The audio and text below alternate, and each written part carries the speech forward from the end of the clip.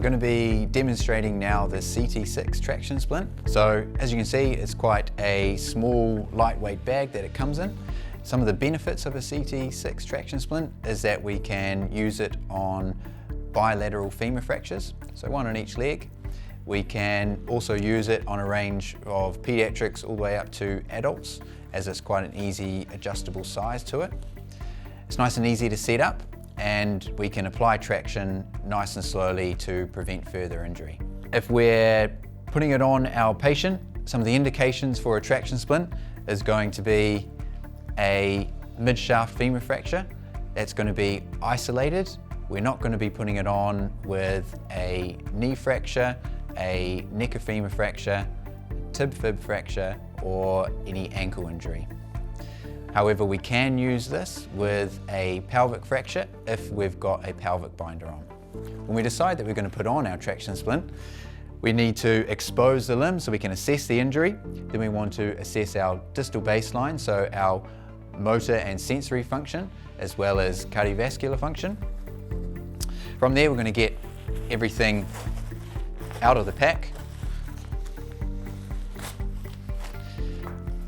And we're going to set this up beside the patient's fractured leg. So all of these poles clip together. Once we've got the traction splint together, we're going to need to measure it. So to do that, we're going to place it beside the patient's injured leg. We want to ensure that the ankle hitch, this side of it, is 15 centimeters below the patient's foot, and the top part, the ischial cap, is in line with the pelvic crest of the patient, so the top of the pelvis. From here, we want to attach the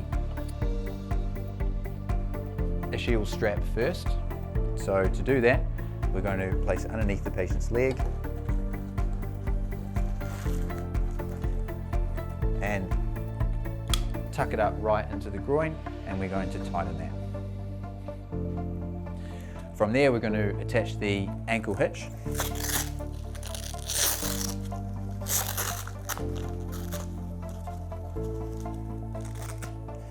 So undo the Velcro, and that's going to go on the patient's ankle here. We're going to ensure that this strap is below the patient's foot.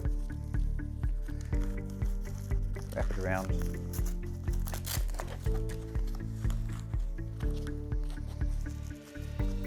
From there, we want to ensure that we've got our straps in the correct positioning.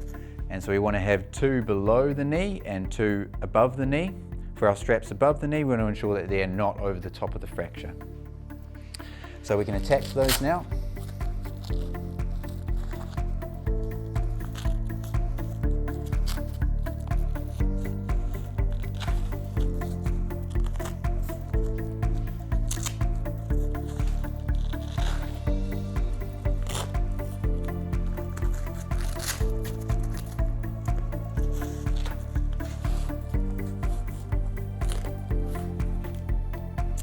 Once everything's in place, we can then apply the traction using the pulley cord at the bottom of the foot.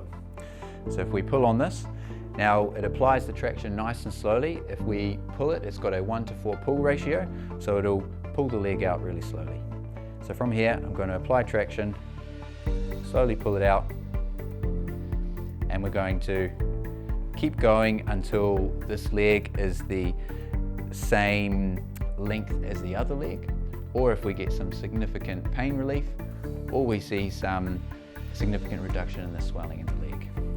Once we've got adequate traction, we're going to lock it off with the toggle, and then from here we can reassess our distal baselines.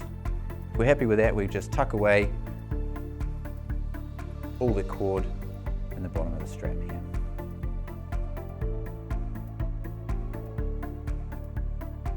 So that's how we do the CT-6 Traction Splint. So a couple of key things to remember is when we're putting it on, we're making sure that when we measure it, we've got at least 15 centimeters below the foot, and that we're making sure that the ischial strap is tight before we're applying any traction.